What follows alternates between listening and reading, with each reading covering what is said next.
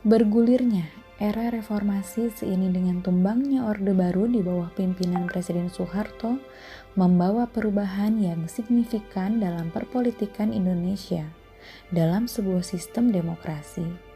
Ini terjadi setelah naiknya B.J. Habibie sebagai pengganti Soeharto yang waktu itu menjabat sebagai Wakil Presiden Republik Indonesia. Setelah 32 tahun berkuasa, Presiden Soeharto tidak dapat lagi mengendalikan situasi yang pada awalnya hanya terjadi pada bidang ekonomi, namun kemudian juga berimbas pada seluruh segmen kehidupan masyarakat. Ini mengakibatkan jatuhnya kepercayaan terhadap pemerintah, terutama dari kalangan mahasiswa dan aktivis reformis. Kekecewaan ini juga didasari atas pengekangan hak kebebasan berpendapat dan hak-hak mendasar lainnya yang terjadi selama rezim Orde Baru. Terjadinya perpindahan kekuasaan dari Soeharto ke B.J. Habibie, tuntutan dan gejolak bukan semakin mereda, tetapi terus terjadi dan mendesak B.J. Habibie segera melakukan pemilihan umum. B.J. Habibie masih terbilang sebagai keturunan masa Orde Baru dan perpanjangan tangan dari Soeharto, sehingga sangat sulit untuk melakukan reformasi total, terutama terhadap sistem perpolitikan. Melalui sidang istimewa MPR pada tahun 1998, dihasilkan sebuah keputusan untuk melaksanakan pemilihan sebagai alternatif yang dilaksanakan pada tanggal 7 Juni 1999. Keinginan rakyat untuk mempercepat pelaksanaan pemilu terjadi berbagai pandangan dan pendapat dari pro-demokrasi dengan pro-pemerintah.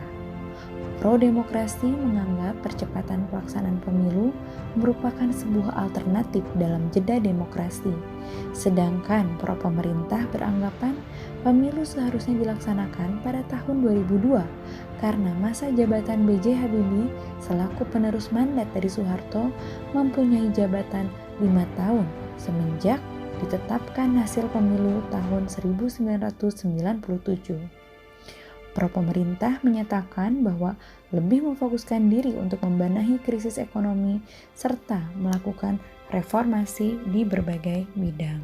Era reformasi menjadi era yang mengembalikan Indonesia menuju sistem pemerintah demokrasi yang salah satu indikatornya yaitu pemilu yang berjalan demokratis selama 4 kali. Era reformasi dilatar belakangi oleh tumbangnya rezim Orde Baru. Rezim Orde Baru yang sebelumnya dijaya dengan bertahan selama 30 tahun lebih pada akhirnya dapat ditumbangkan oleh gerakan mahasiswa yang dimulai pada tahun 1997. Dengan terjadinya krisis ekonomi yang menyebabkan legalitas utama pemerintah Orde Baru yang menjanjikan pembangunan ekonomi tidak dapat dipertahankan kembali. Proses peralihan pemerintah dari Orde Baru ke era reformasi dimulai ketika Presiden Soeharto mengundurkan diri dari jabatannya sebagai presiden selama 30 tahun lebih. Kemudian, jabatan presiden diserahkan kepada B.J. Habibie yang sebelumnya menjabat sebagai wakil presiden. Terdapat kemajuan demokrasi dalam penyelenggaraan pemilu dibandingkan dengan pemilu 1999. Antara lain, KPU yang bersifat independen dan profesional, pemilihan anggota DPR tanpa pengangkatan tetapi seluruhnya dipilih secara langsung, dan pertama kalinya pemilihan presiden dan wakil presiden secara langsung. Pemilu 2004 berlangsung dengan lebih damai, lancar, dan menerapkan nilai demokrasi yang cukup baik. Walaupun pemilu 2004 nampak lebih menurun dari segi kualitas dibanding dengan pemilu tahun 1999, khususnya dari tingkat partisipasi pemilih dalam pemilu. Setelah pemilu 2004, pemilu 2009 yang terdapat harapan lebih baik dari pemilu 2004, justru dalam pelaksanaannya malah lebih buruk, walaupun dalam peraturannya nampak melakukan perbaikan dari pemilu 2004. Antara lain, sistem proporsional terbuka dengan suara terbanyak. Terdapat sekjen KPU yang membantu tugas dari KPU dan menggunakan cara memilih dengan mencontreng. Hal yang paling menurunnya kualitas demokrasi pada pemilu 2009 yaitu masalah DPT dengan puluhan juta pemilih kehilangan hak pilihnya. Sosialisasi dari KPU yang kurang gencar terhadap pemilih, netralitas beberapa anggota KPU yang berpihak kepada partai penguasa, dan terjadinya penurunan drastis partisipan pemilih dalam pemilu pada tahun 2009.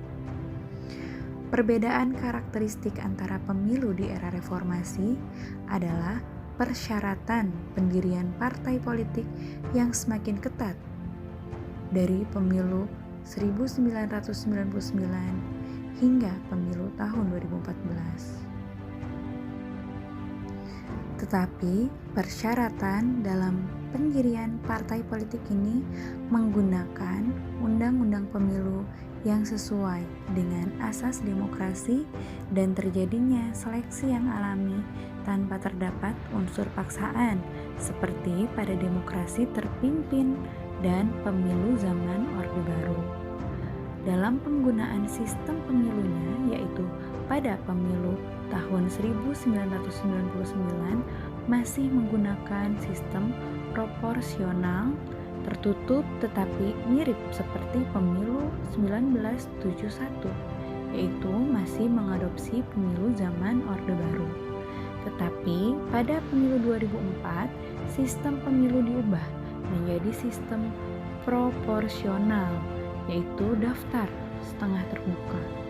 Pada pemilu tahun 2009, pada awalnya sistem pemilu 2004 masih diadopsi dalam UU Pemilu 2009, tetapi pada akhirnya diubah menjadi sistem proporsional terbuka, yaitu dengan menggunakan suara terbanyak berdasarkan keputusan MK.